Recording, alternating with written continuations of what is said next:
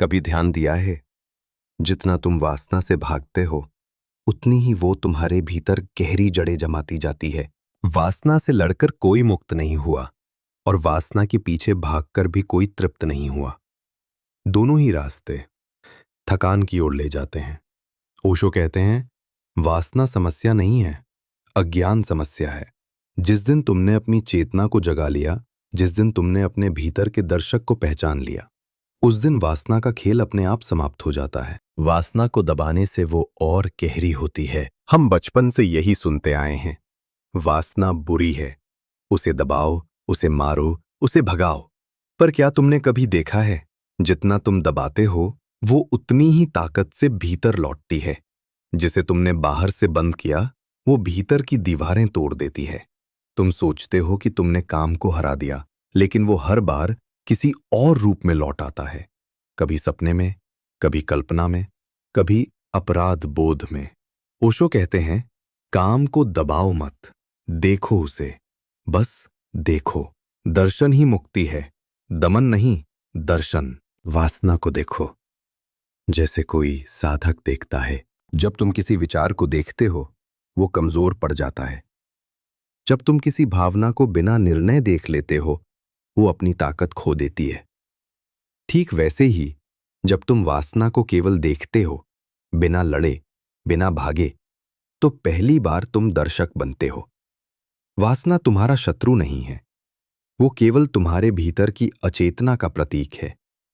जैसे अंधकार प्रकाश के आने पर मिट जाता है, वैसे ही चेतना के आने पर वासना का भ्रम टूट जाता है।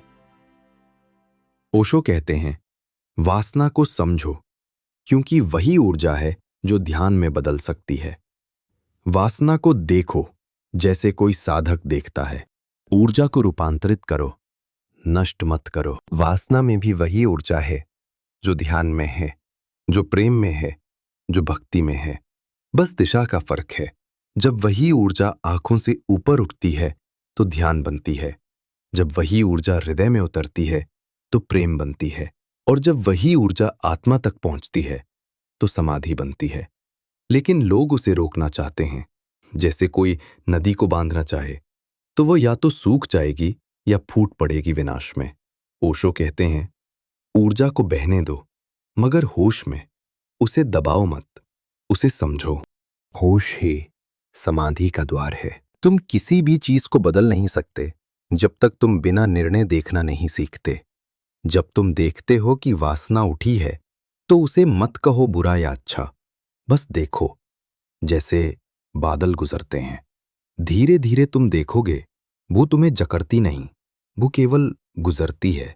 और उस क्षण में जब देखने वाला बचता है, वो तुम नहीं रह जाता, वो केवल चेतना बन जाता है।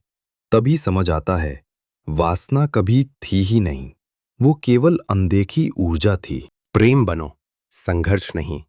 ओशो का कहना था, जिसने प्रेम को जाना वो कभी वासना में नहीं फंसा, क्योंकि प्रेम तुम्हें जोड़ता है, वासना तुम्हें तोड़ती है। प्रेम तुम्हें ऊंचा उठाता है, वासना तुम्हें नीचे गिराती है। पर याद रखो, वासना से ऊपर उठने के लिए पहले तुम्हें उसे गहराई से समझना होगा। उसे नकार कर नहीं, उसे स्वीकार कर, देख कर और होश में रूपांतरित कर। तब तुम्हारे भीतर एक नई शांति जन्म लेती है, जो न काम की है न अकाम की, वो बस होने की शांति है। अगर ये प्रवचन तुम्हारे मन को छू गया हो तो कुछ देर आंखें बंद करो और बस देखो तुम्हारे भीतर क्या चल रहा है, क्योंकि वहीं से शुरुआत होती है मुक्ति की, शांति की और प्रेम की।